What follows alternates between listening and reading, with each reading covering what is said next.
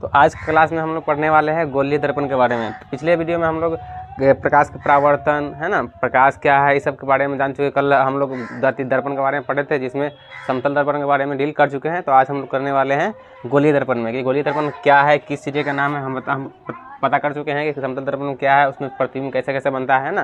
तो आज हम लोग गोलीय दर्पण को डील करने वाले हैं। देखिए गोलीय दर्पण क्या होता है, एक खोखला गोला ले लीजिए। क्या ले लेते हैं? खोखला गोला ले लेते हैं, ठीक है। तो उसका एक सेंटर भी होता है ना, जिसको सी से लिखते हैं सेंटर, और उसका कुछ अपना एक रेडियस होता है, यानी कि त्रिज्या होता है ना। उसको क्या कर लेते हैं, उसको आर मान लेते हैं। क्या मान लेते हैं? आर मान लेते हैं, ठीक है। अब इस खोखला गोला में से क्या करें, एक पोर्शन को हम क्या करते हैं, काट लेते हैं। क्या कर लेते हैं? काट लेते हैं। ध्यान दीजिएगा, गोलीय दर्पण हमारा दो तरह का होता है, एक अवतल होता है, दूसरा उत्तल होता है। एक अवतल और दूसरा उत्तल होता है, ठीक है। हम क्या कहें, इस खोखला गोला लिए उसको एक पोर्शन को काट करके निकाल लिया बाहर। अब इसको यहाँ लिया है, ठीक है। अब इस गोला के जो पार्ट है ना, तो इस गोला के पार्ट के यानी उभरा हुआ भाग है ना, उसको क्या कर देते हैं, पेंट कर देते हैं। मतलब बाहर वाला भाग को क्या कर देते हैं, पेंट कर देते हैं। बाहर वाला भाग को क्या करते हैं, पेंट करते हैं। तो बाहर वाला जो भाग पेंट करते हैं, तो इससे हमको मिलता है जो दर्पण, उसको हम बोलते हैं अवतल दर्पण। क्या बोलते हैं? अवतल दर्पण। ध्यान दीजिएगा, बाहर के भाग यानी कि उभरा हुआ भाग को पेंट करेंगे हम ना, कर्व वाला पार्ट को, तो क्या मिलेगा मेरा, अवतल दर्पण मिलेगा, ठीक है। अब करते हैं क्या, इसी तरह से एक और पार्ट क्या करते हैं, हम लोग काट लेते हैं। या मान लीजिए यहाँ से काट के हटा लीजिए। क्या, कहाँ से? यहाँ वाला ये पोर्शन काट के हम करें हटा लिए, ये वाला पोर्शन काट के लाए यहाँ पर लिया है, ठीक है। अब क्या करते हैं, इसको हम अंदर से पेंट करते हैं, है ना। धंसा हुआ भाग को क्या करते हैं, पेंट करते हैं, पॉलिश करते हैं। जब अंदर का भाग को हम पेंट किए तो हमको मिला क्या, उत्तल दर्पण। क्या मिला? उत्तल दर्पण। बाहर वाला भाग काटेंगे तो क्या मिलेगा हमको, अवतल, और अंदर वाला भाग काटेंगे तो क्या मिलेगा, मेरा उत्तल दर्पण मिलेगा। ध्यान दीजिएगा। अब हम लोग इसमें देखेंगे कि ध्रुव क्या होता है, वक्रता केंद्र क्या होता है, वक्रता त्रिज्या क्या होता है, मुख्य अक्ष, ये सब जानने वाले हैं। चलिए शुरू करते हैं।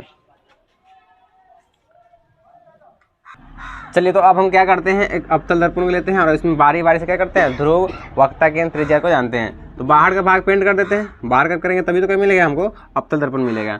देखिए जब दर्पण का जो मिड पॉइंट होता है ना, मध्य बिंदु होता है, उसी को क्या बोलते हैं हम लोग, ध्रुव बोलते हैं। क्या बोलते हैं? ध्रुव बोलते हैं। अब और इसका जो काट के लाए हैं तो किसी खोखला गोला समय से लाए हैं ना, तो उसका अपना केंद्र भी होता है। तो उसका केंद्र मान लेते हैं क्या है, सी है। तो इसको यहाँ बोलेंगे हम वक्रता केंद्र में कहेंगे। क्या बोलेंगे? वक्रता केंद्र। अब इसी से मिला वक्रता केंद्र से और ध्रुव से, वक्रता केंद्र और ध्रुव से क्या करते हैं, एक रेखा को हम क्या करते हैं, गुजारते हैं।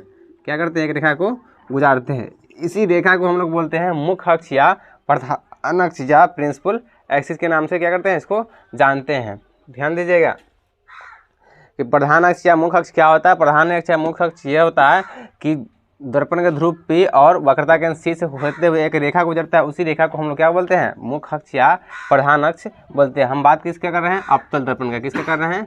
अवतल दर्पण का, ठीक है। अवतल दर्पण की बात कर रहे हैं, ठीक है। अब मुख्य अक्ष, प्रधान अक्ष, वक्रता केंद्र C, P सब कुछ क्या हो गया, क्लियर हो गया। अब हम लोग जानते हैं इसमें फोकस का बात। फोकस हमको बहुत बड़ा एग्जाम पूछता है, फोकस क्या है, या इससे रिलेटेड क्वेश्चन पूछ देता है कि इसमें फोकस में क्या आता है। एफ पर दिया हुआ है, आर का वैल्यू पूछता है तो आर दिया हुआ है, एफ का वैल्यू, इस तरह से बहुत यू भी आता है। तो चलिए देख लेते हैं इसको क्या होता है। मुख्य फोकस का परिभाषा होता है आपका क्या, जब कभी भी क्या हो, प्रकाश का किरण क्या हो, मुख्य अक्ष के समांतर आए। कैसा है? मुख्य अक्ष के समांतर हो आए और अवतल दर्पण पर पड़ने के बाद, किस पर, अवतल दर्पण पर पड़ने के बाद वह मुख्य अक्ष को जिस बिंदु पर काटेगा वही बिंदु हमारा क्या कहलाएगा, फोकस कहलाएगा या फिर मुख्य फोकस कहलाएगा। क्या कहलाएगा? फोकस या मुख्य फोकस कहलाएगा। क्लियर है? तो ये पॉइंट हमारा क्या हो गया, फोकस। यह नाम हो गया हमारा फोकस, ठीक है। एफ का क्या हो गया, फोकस। सी हमारा हो गया सेंटर ऑफ कर्वेचर यानी कि वक्रता त्रिज्या, वक्रता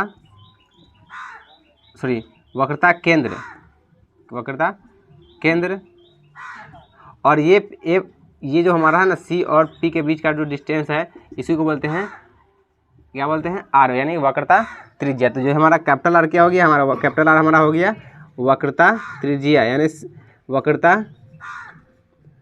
त्रिज्या। इसको अंग्रेजी में भी लिख सकते हैं रेडियस ऑफ कर्वेचर, है ना। और ये हमारा एफ और पी के जो डिस्टेंस होता है, इसको बोलते हैं फोकस दूरी। क्या बोलते हैं? फोकस दूरी, जिसको स्मॉल में एफ से लिखते हैं। ये हमारा छुटका एफ क्या हो गया, हमारा फोकस दूरी हो गया, ठीक है, फोकस दूरी। और पी हमारा क्या हो गया यहाँ पर, ध्रुव हो गया, पी हमारा क्या हो गया, ध्रुव। चलिए मिलते हैं अगले वीडियो में।